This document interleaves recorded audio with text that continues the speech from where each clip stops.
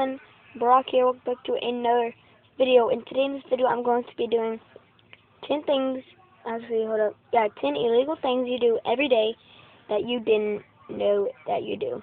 And I didn't even know either. Haven't watched this video yet, so let's just roll with it.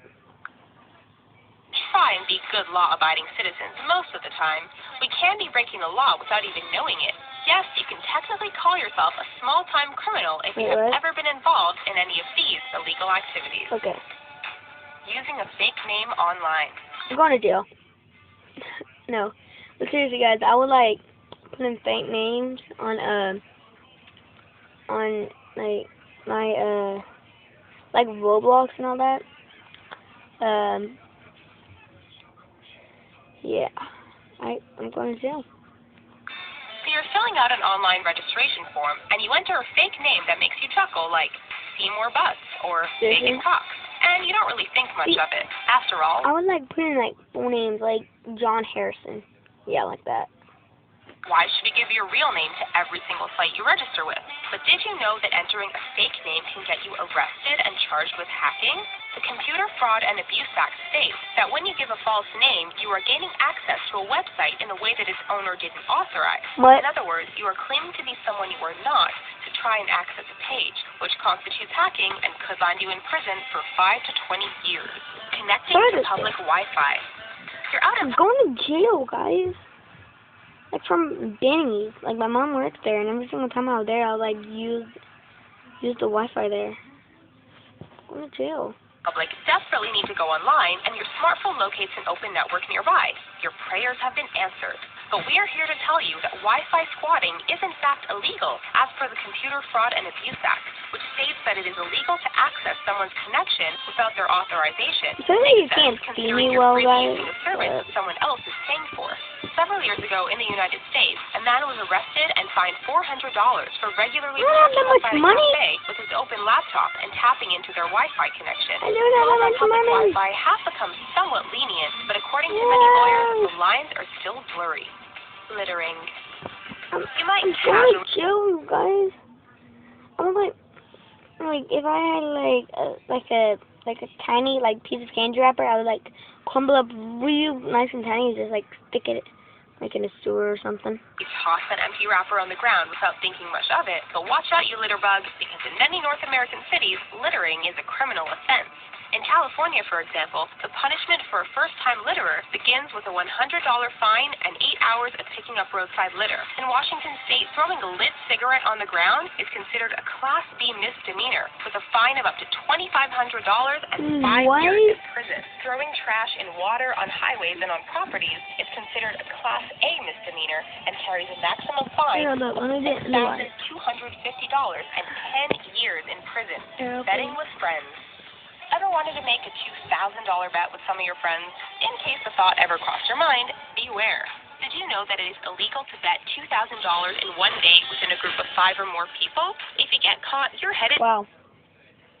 Like, if you, like, say this. Say you're at a mini golf course with, like, your friends are about 16, and you're, like, rich. Like, you're very rich. And you're gambling $2,000 or more, and somebody says you're too loud, and then they call the cops and like, you see you're gambling, like, you're going to jail. Like, it's your money. I don't think they can do pretty much. Like, it's your money. You can do whatever you want. Like, if you tear it, rip it, throw it in a sewer, even though you're a litter bug, but still, you hear baby one, it's a baby or racing. The big house for up to 10 years. Who knew that a friendly bet could ruin your life? And if you think they take this all lightly, you are wrong. In 2005, a man named Sal Pelosi was overheard betting the forbidden amount amongst friends in a Virginia bar. The person who overheard this just happened to be an undercover cop.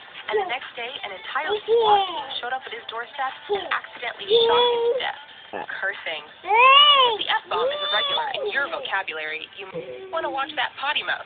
In many U.S. states, people... What is happening? They have so many pop-up bag guys, but, like, they have to do lots of things. No, you can't see me. Hold up, guys. What up?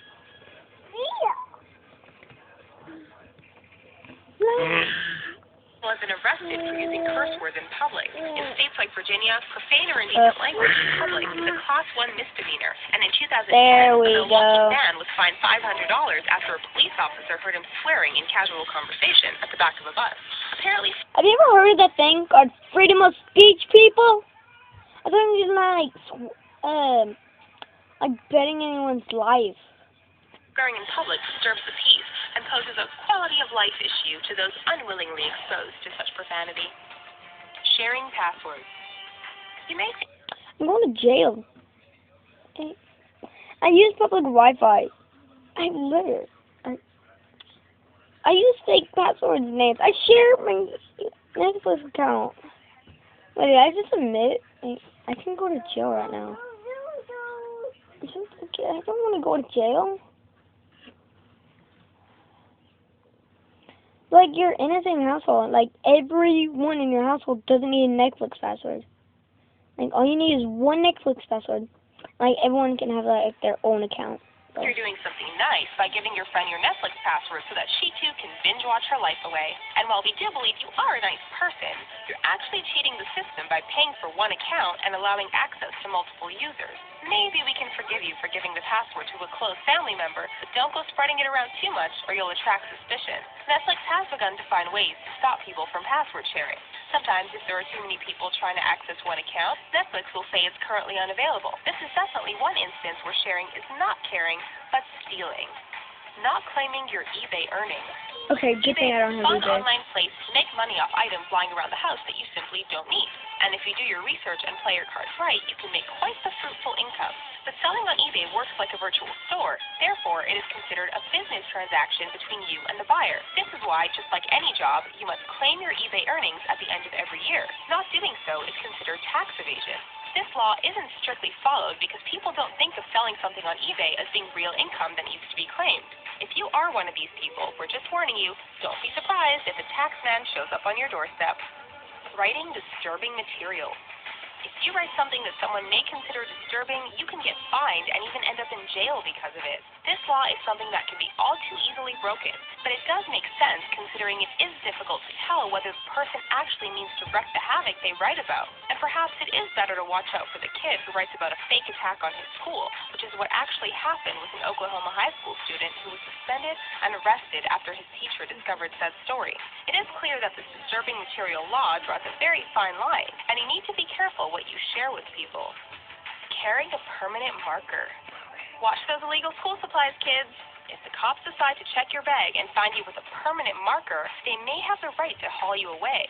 According to most anti-graffiti laws, it is illegal to carry broad-tipped indelible markers, and it is also a crime to buy permanent markers for someone under the age of 18, as they can be used for acts of vandalism. These laws are in effect in many U.S. states, from New York all the way to California, and seem somewhat silly given that there are many other more dangerous ways you can commit acts of vandalism if you Really? wanted to.